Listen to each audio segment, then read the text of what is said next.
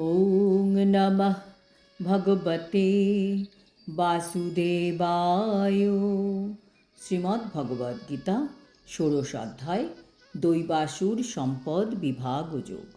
হরে কৃষ্ণ। আজ আমরা 13 থেকে 15 নম্বর শ্লোকগুলি শুনব।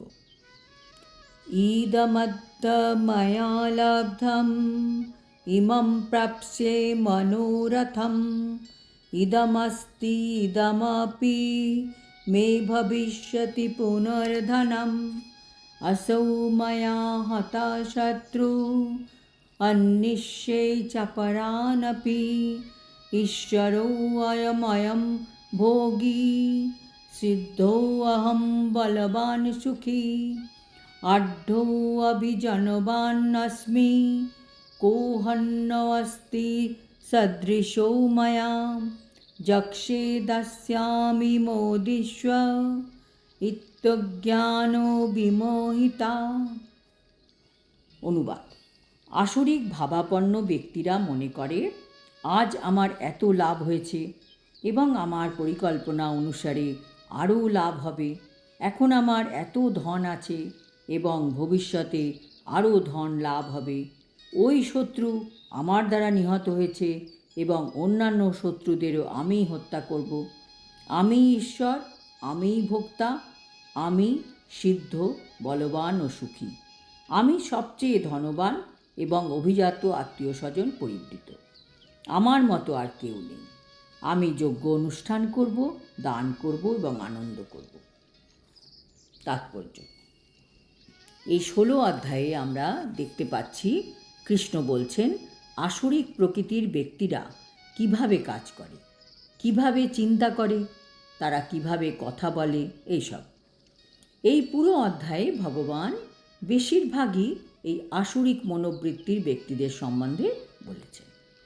এই 3টি শ্লোকে ভগবান কৃষ্ণ কেবলমাত্র এই আসরিক প্রকৃতির ব্যক্তিদের মানসিক পরিকল্পনা এবং তাদের জল্পনা কল্পনার ব্যাপারে আমাদের বিস্তারিতভাবে বলবেন। আসরিক ব্যক্তিরা বেশিরভাগ সময় তার সঞ্চয়ের কথা চিন্তা করে। আজ আমার এত লাভ হলো, ভবিষ্যতে আমাকে আরও বাড়াতে হবে। এখন আমার এত সম্পত্তি আছে, ব্যাংক ব্যালেন্স আছে, ভবিষ্যতে আরও কীভাবে বাড়ানো যায় সেই চেষ্টা করতে হবে। আসরিক স্বভাবের মানুষ ভাবে যারা আমার শত্রু তাদের তো আমি মারবই এবং আরও শত্রু থাকলে তারাও মারা পড়বে। অসুরদের শত্রু কে হয়? যে তার ইন্দ্রিয় তৃপ্তির পথে বাধা সৃষ্টি করে, সেই আসরিক স্বভাবের মানুষের শত্রু প্রতিপন্ন হয়। আসরিক ব্যক্তির পক্ষে তার ইন্দ্রিয় তৃপ্তির জন্য কাউকে হত্যা করা খুবই নর্মাল ব্যাপার। তারা কাউকে অস্ত্র দিয়েও মারতে পারে অথবা খারাপ শব্দ দিয়েও মারতে পারে। আসরিক স্বভাবের মানুষেরা খুবই অহংকারী এবং গর্বিত স্বভাবের হয়। সে মনে করে আমি ঈশ্বর, আমিই ভোক্তা। তারা আসলে অহংকারের দ্বারা অন্ধ হয়ে থাকে। সে মনে করে আমিই হচ্ছি পারফেক্ট, আমার যা ইচ্ছা হবে আমি তাই করব, আমার যা ইচ্ছা হবে আমি তাই খাবো, আমার মতন সুখী আর কে আছে, আমার কত আত্মীয় স্বজন, বন্ধু বান্ধব, আমার কত ধন সম্পদ, আমার শক্তি আছে, আমার মতো আর কেউ নেই, আমি যখন ইচ্ছা হবে যজ্ঞ করব, দান করব, আনন্দ করব। আসরিক স্বভাবের ব্যক্তিরা আমি আর আমার কথা বেশি ব্যবহার করে।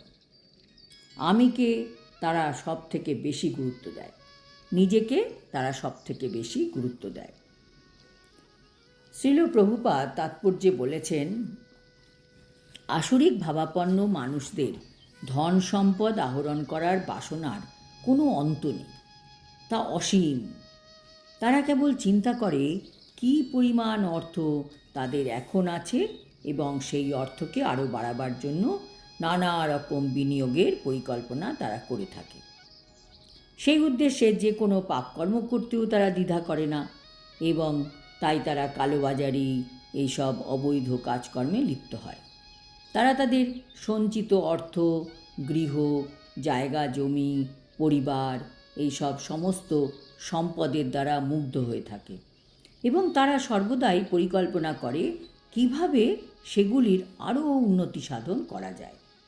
তারা তাদের নিজেদের শক্তি সামর্থ্যের উপরে আস্থাবান এবং তারা জানে না যে সব কিছু তারা লাভ করছে তাদের পূর্বকৃত পুণ্যকর্মেরই ফলে। এই ধরনের সমস্ত ধন সম্পদ সঞ্চয়ের সুযোগ তাদের দেওয়া হয়, কিন্তু তার কারণ যে তাদের পূর্বকৃত কর্ম সেই সম্বন্ধে তাদের কোনো ধারণাই নেই। তারা মনে করে যে তাদের সঞ্চিত ঐশ্বর্য তারা তাদের ব্যক্তিগত প্রচেষ্টার ফলেই আহরণ করতে সক্ষম হয়েছে। আসরিক ভাবাপন্ন মানুষেরা তাদের ব্যক্তিগত প্রচেষ্টার উপর আস্থাবান। তারা কর্মফলে বিশ্বাস করে না। মানুষ তার পূর্বকৃত কর্মের ফলে উচ্চকুলে জন্মগ্রহণ করে অথবা ধনবান হয়, উচ্চশিক্ষিত হয় কিংবা রূপবানও হয়।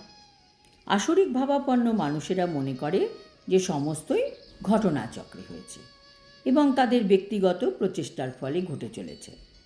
বিভিন্ন রকমের মানুষের রূপ, গুণ, শিক্ষা এইসবের পিছনে যে এক অতি সুনিয়ন্ত্রিত ব্যবস্থা রয়েছে তা তারা অনুভব করতে পারে না। কেউ যদি এই সমস্ত আসরিক মানুষদের প্রতিযোগী হয় তাহলে তারা তাদের শত্রুতে পরিণত হয়। আসরিক ভাবাপন্ন মানুষ অসংখ্য এবং তারা সকলেই একে অপরের শত্রু। এই শত্রুতা গভীর থেকে গভীরতর হতে থাকে, প্রথমে ব্যক্তিগত, তারপর পারিবারিক, তারপর সামাজিক, অবশেষে এক রাষ্ট্রের সঙ্গে অপর রাষ্ট্রে। তাই জগৎ জুড়ে সর্বদাই বিবাদ, যুদ্ধ ও শত্রুতা লেগেই রয়েছে।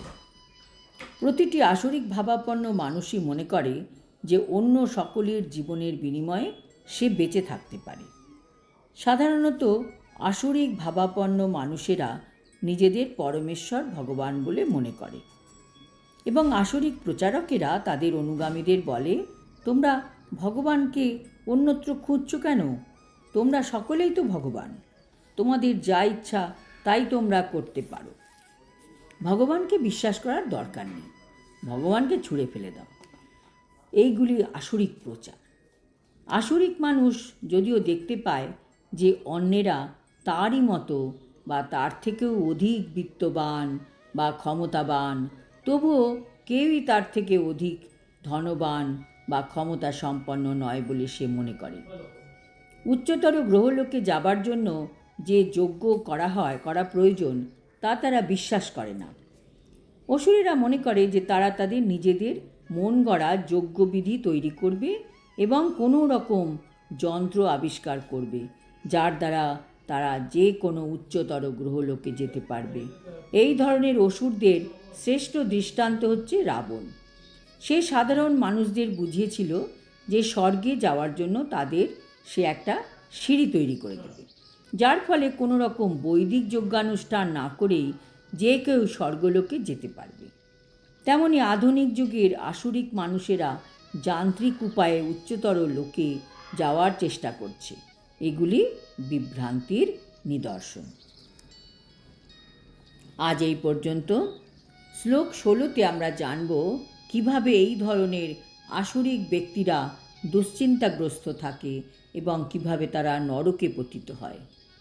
হরি ওম তৎসৎ। হরে কৃষ্ণ।